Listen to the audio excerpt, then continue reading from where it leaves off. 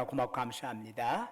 오늘 이 맥주 감사주를 맞이해서 주시는 하나님 말씀 보겠습니다. 사도행전 12장 1절에서 12절까지의 말씀입니다. 신약성경 207쪽입니다.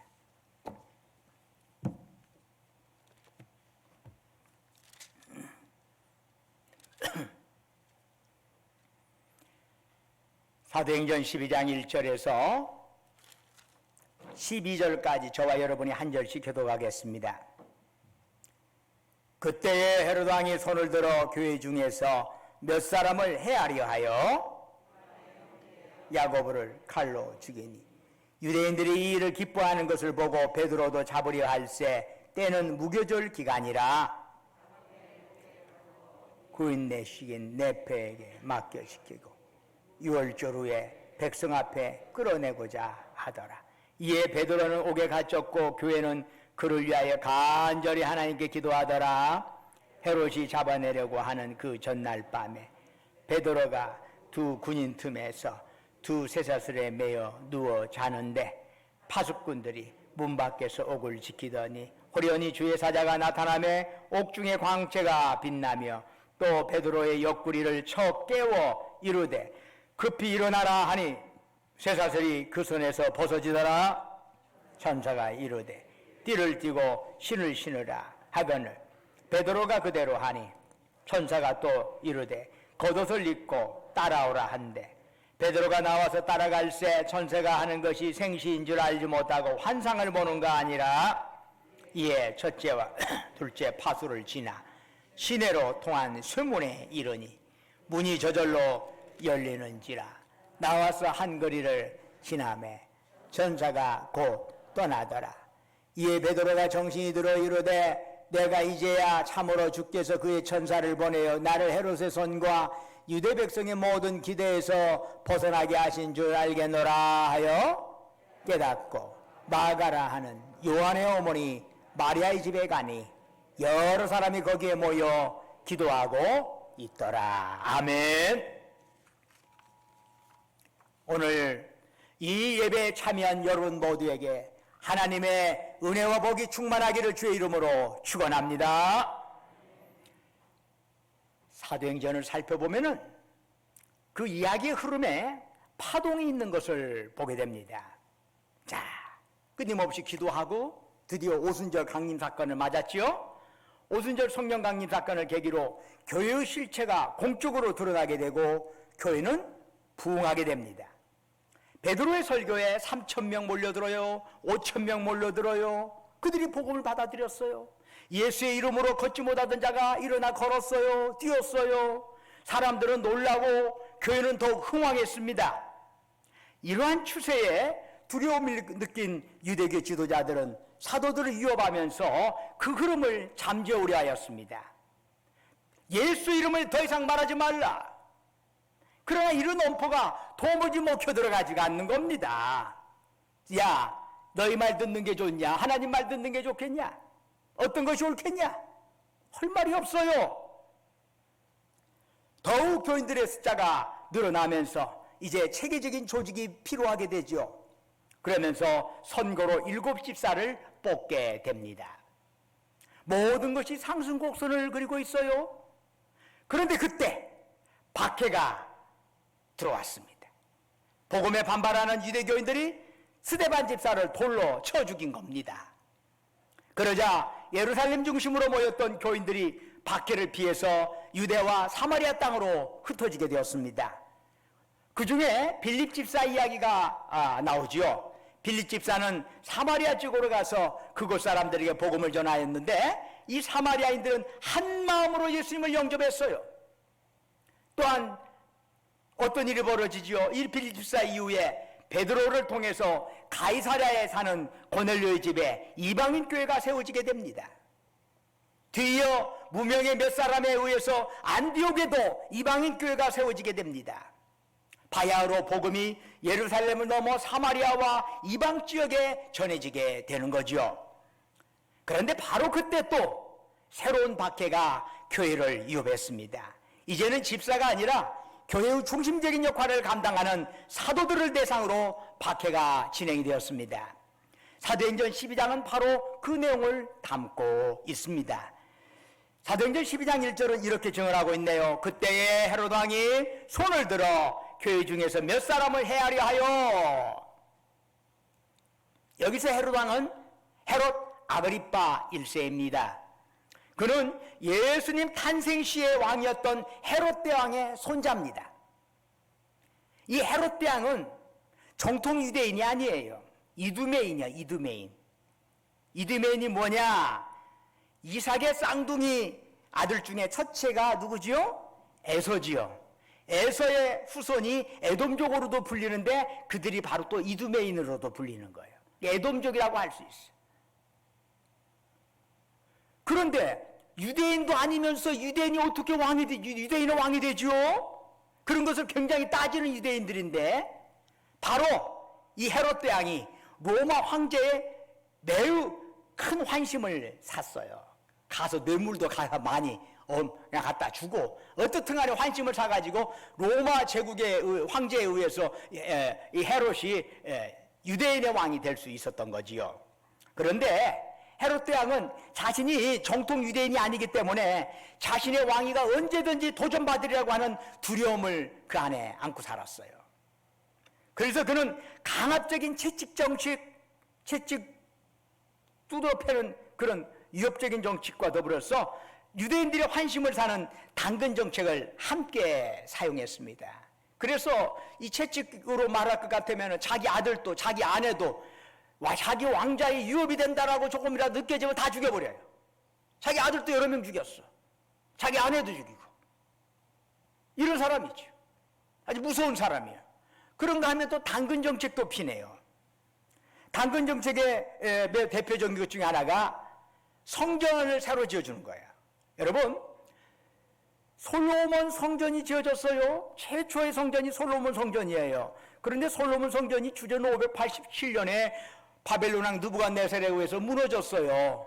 풍지박산이 되어버렸어요. 자, 그리고 나서 약 한 70년 가까이 성전 없이 지냈단 말이죠, 이스라엘 백성들이. 그리고 나서 주전 515년에 바벨론에서 포로로 귀화하는 사람들, 그들을 중심으로 해서 515년에 제2의 성전이 만들어져요. 그런 것을 수룹바벨 성전이라고도 하고 제2의 성전이라고도 하는데, 물론 크기나 여러 가지의 장식에 비해서는 솔로몬 성전에 비할 바가 못 되지요. 어떻든 이러한 자그마한 솔로몬 제2의 성전, 수룹바벨 성전이 있는데 이것이 500년 동안 지속이 된 거예요.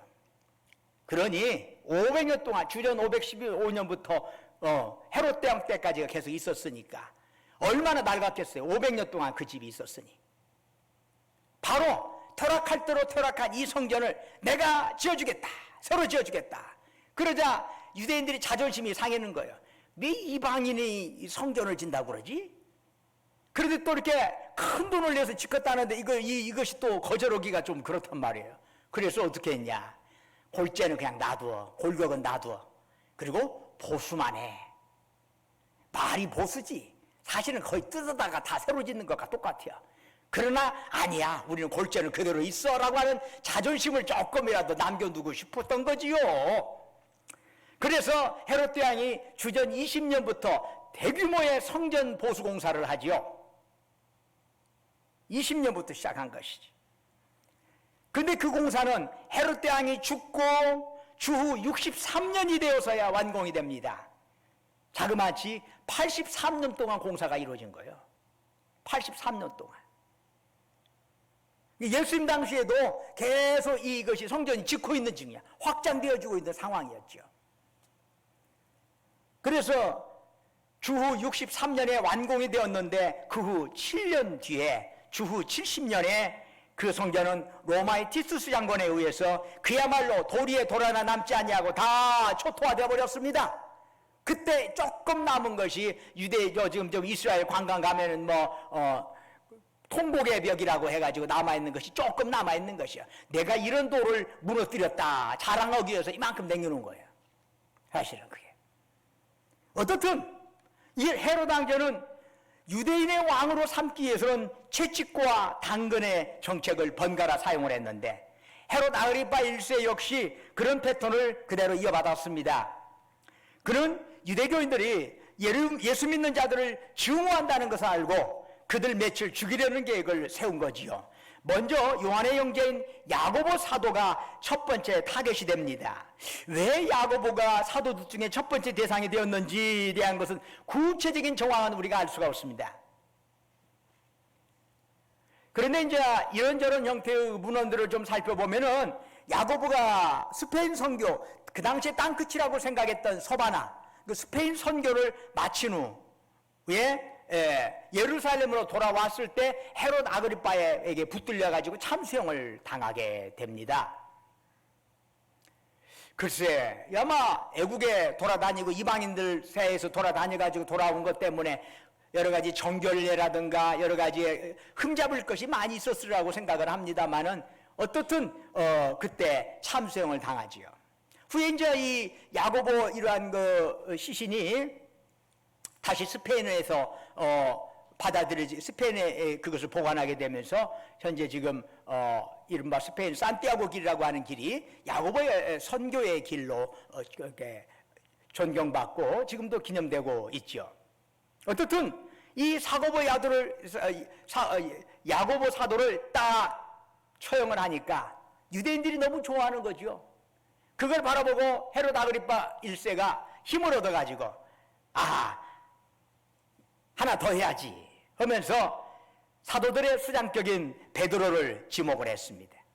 내친 김에 베드로까지 죽여서 유대인들의 마음을 확실히 사로잡아 두자 하는 것입니다. 그런데 그때가 무교절 기간이지요. 6월절 곧바로 그 다음날이 사실은 무교절이에요. 유대인의 관습에 따르면은 이러한 특별한 정기 중에는 재판이나 처형을 금하였습니다. 이 관습에 따라 헤롯 아그리파 1세는 무교절이 끝날 때까지 베드로를 감옥에 가둔 것입니다. 헤롯 아그리파는 베드로를 감옥에 넣고 군사들 4명을 한 조로 해서 4조를 만들어 가지고 교대로 이 베드로를 감시하게 했습니다. 한 조로 이른 4명의 군사 중 2명은 베드로가 갇힌 감방 밖에서 파수를 쓰고 나머지 2명은 감방 안에서 베드로 좌우에 팔을 자기들의 손오고 딱 묶어, 쇠사도를 함께 묶어 베드로 가운데다 놓고 그렇게 베드로를 꽉 감시를 한 거죠. 철통 같은 감시 체제입니다. 이제 무기절 기간이 7일간인데 무기절 기간이 거의 다 끝나고 베드로가 참수형을 당하기 전날 밤이 되었습니다. 날이 밝으면 베드로는 참수형을 당하게 됩니다. 시간이 흘러갈수록 입이 바싹바싹 타들어가고 불안과 두려움이 가슴을 조여오는 절체절명의 순간입니다.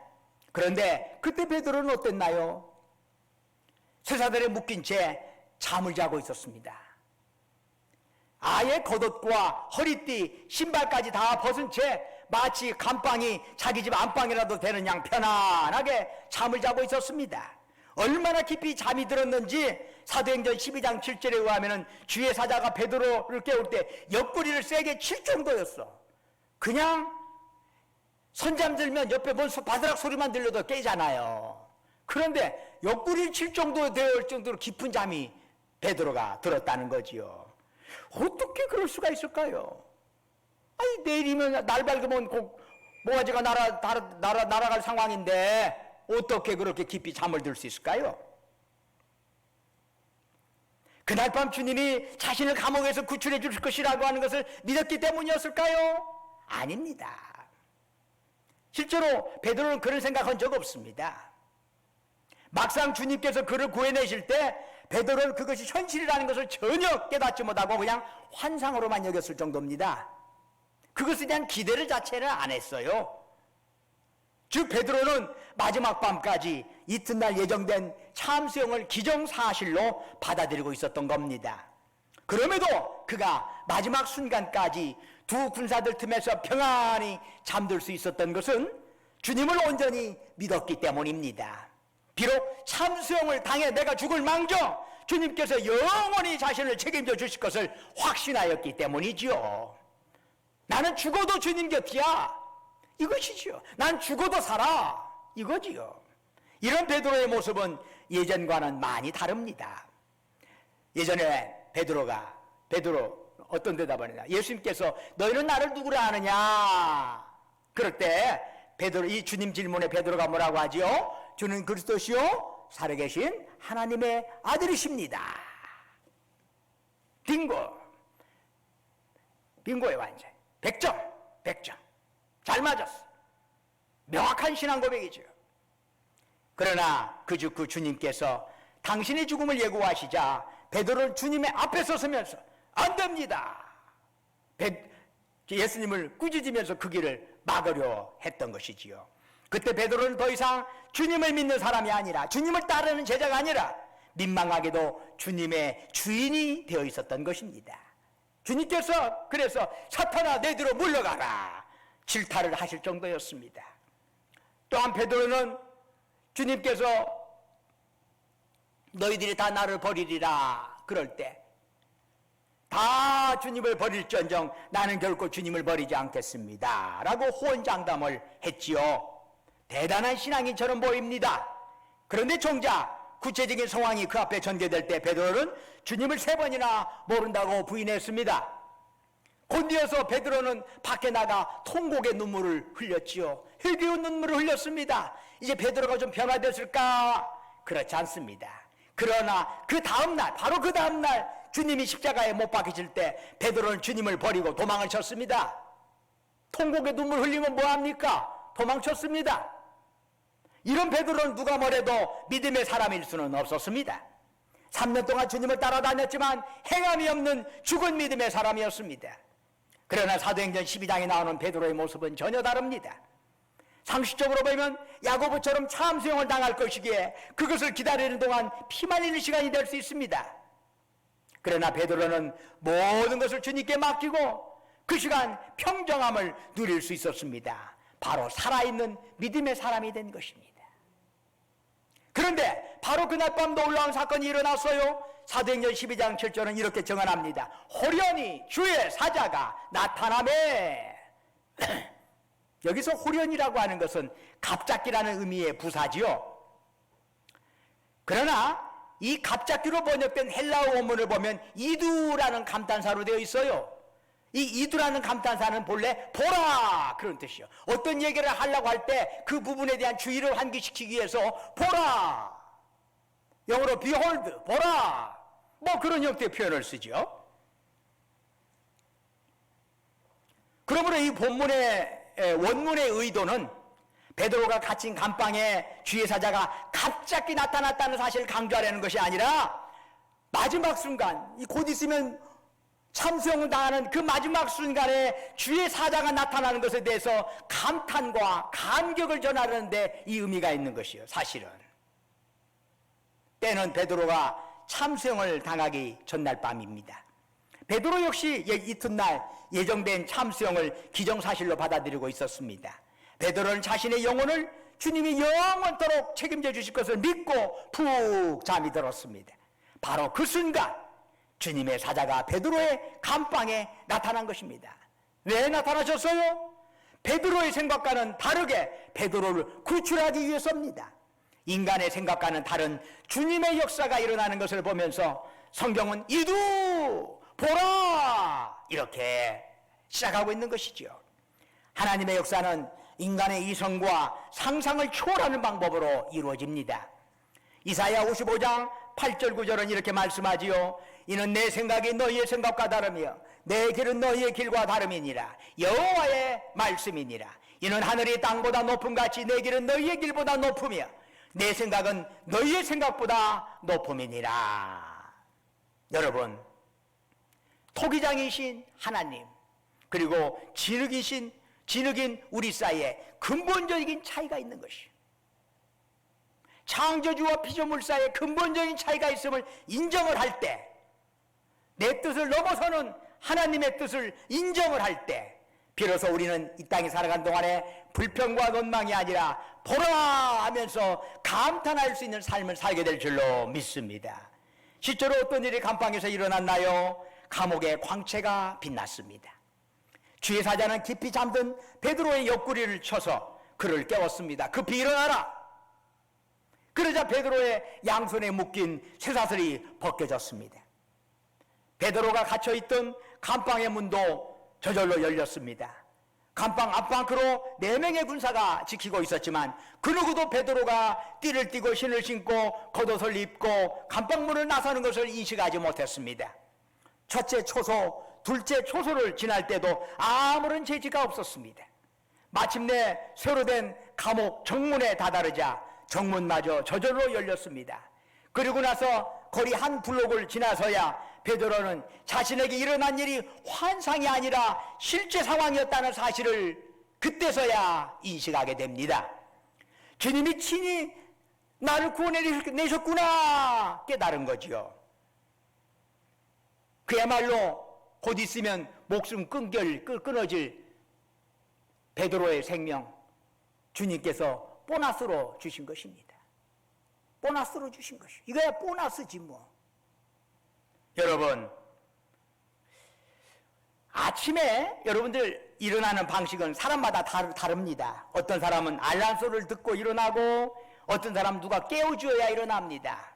또 어떤 사람은 알람도 없어도 깨워주지 않아도 시간 되면 알아서 일어납니다. 몸시계가 그냥 정확하게 일어납니다. 이처럼 일어나는 방식은 다를지라도 한 가지 공통점이 있습니다. 그게 뭐죠? 우리가 아침에 일어난 것은 주님께서 우리에게 또 하루를 주셨기 때문에 가능한 줄로 믿습니다. 감방 속에 깊이 잠들었던 베드로가 일어날 수 있었던 것도 주님께서 베드로에게 또 하루를 주셨기 때문입니다. 그렇지 않습니까? 주님이 우리에게 하루를 허락지 않으신다면 아무리 알람 소리가 울려도 누가 흔들어 깨워도 우리는 일어날 수 없습니다. 이처럼 주님은 하루의 주관자이십니다. 그 하루하루가 모여서 우리 일생이 되는 것입니다. 그래서 그 하루하루가 행복하면 일생이 행복한 것입니다. 오늘 행복을 내일로 미루고 내일 행복을 모레로 미루고 계속 그 다음에 또 그 피로 행복을 계속 미룬다면 여러분 죽을 때까지 행복을 맛볼 수 없습니다. 여러분이 해야 할 주님을 위해서 해야 할 일을 내일로 미루고 모레로 미루고 한다면 죽을 때까지 여러분 주님의 일 할 수 없습니다. 언제 주님께서 우리 영혼 취하실까요? 아무도 모르는 거 아닌가요? 여러분 어제 살았다는 것이 오늘 살으라는 보증서가 아닙니다. 우리가 오늘 살았다는 것이 내일 살으라는 보증이 아닙니다. 어느 누구도 그걸 보증할 수 없습니다. 우리는 다만 그날 하루를 살아갈 뿐입니다. 아멘? 그날 하루를 살아갈 뿐이야. 오늘 살았으니 나 내일도 살 거예요. 내일 또 살았으니 나 모레도 살 거예요. 그런 식으로 하면 죽을 때까지 안 죽게요. 죽을 때까지 안 죽어. 영원토록 안 죽어. 그런 식으로 생각한다면 마치 그런 것이 뭔 시계예요? 아날로그 시계예요. 아날로그 시계는 가만히 들여다보면 시간이 영원한 것 같아요. 그러나 우리 인생은 아날로그 시계가 아니요, 모래시계예요. 때가 있어. 내 소복소복 쌓이는 모래가 있고 위에 남아있는 모래가 있어. 이만큼 남았구나. 이만큼 남았구나. 그게 인생이지. 아날로그 시계는 우리로 하여금 헷갈리게 만들어. 그러나 모래시계는 우리 인생을 제대로 알게 하지. 사랑하는 여러분, 오늘은 맥주감사주일입니다. 오늘 우리가 주님께 예배드릴 수 있는 것도 주님께서 우리에게 하루를 주셨기 때문인 줄로 믿습니다. 우리가 아무리 예배를 드리겠다고 결심을 해도, 아무리 많은 준비를 하여도 주님이 생명 주시지 않으면 누구도 주님 앞에 나올 수가 없습니다. 주님께서 하루도 주시고 한 주간도 주시고 한 달도 주시고 지난 6개월도 주셨습니다. 우리는 올해 상반기에 코로나19로 인해서 많은 어려움을 겪었죠. 이전과는 전혀 다른 패턴의 삶의 패턴으로 불편했고 또 불안했습니다. 그러나 지금 우리는 살아서 주님 앞에 예배드리고 있습니다. 그 자체가 감사한 일 아니겠습니까? 엄청나게 그래도 지난 6개월 동안 억만금 안 줘서 섭섭해 그렇습니까? 아니지 않습니까? 이렇게 건강하게 나와서 주님 앞에 예배드릴 수 있는 것 자체만으로도 감사한 일이 아닐 수가 없어. 주님이 여러분에게 생명 주셨기 때문에, 은혜 주셨기 때문에 그리 된 줄로 믿습니다.